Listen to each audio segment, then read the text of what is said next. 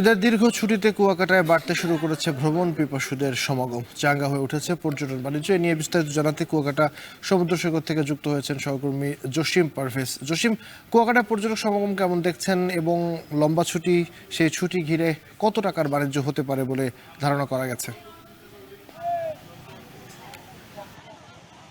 আবির, আপনি দেখতেই পাচ্ছেন এখন কিন্তু প্রখর রোদ এবং 33 ডিগ্রি সেলসিয়াসের তাপমাত্রা পারদ উঠেছে এই কুয়াকাটা সমুদ্র সৈকতে।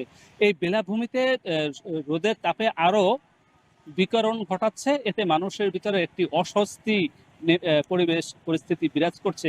এই অস্বস্তি পরিবেশ থেকে একটু শান্তির পরশ নিতে পর্যটকরা এখন কিন্তু বঙ্গোপসাগরে তারা উত্তাল ঢেউয়ের সঙ্গে তারা স্নান করে নিচ্ছেন এবং এখানকার যে বনানী রয়েছে সেখানে তারা বিচরণ করছেন এবং স্বজনদের নিয়ে এখানকার যে গঙ্গামতী চর, কাউয়ার চর, মিস্ত্রিপাড়া বৌদ্ধ বিহার, এখানকার যে লেমপুর বন সহ অন্যান্য বন বনানীতে তারা ঘুরছেন। আপনাকে আরো জানিয়ে রাখি, এখানকার প্রায় 200 হোটেল মোটেল রিসোর্ট রয়েছে।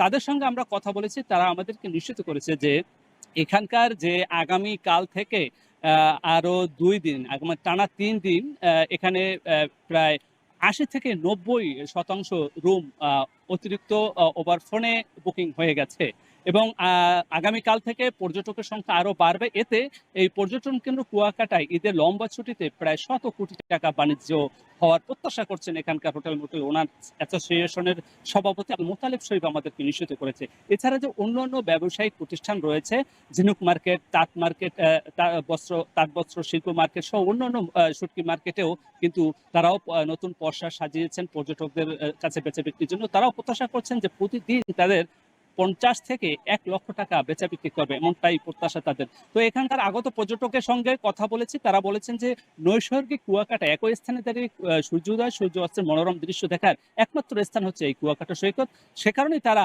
এই ঈদের ছুটিতে এখানে আগামীকাল থেকে ভিড় করবেন এমনটি প্রত্যাশার কথা ব্যক্ত করেছেন পর্যটকরা। এই ছিল আমার কাছে সবশেষ। আবির। ঈদের দীর্ঘ ছুটিতে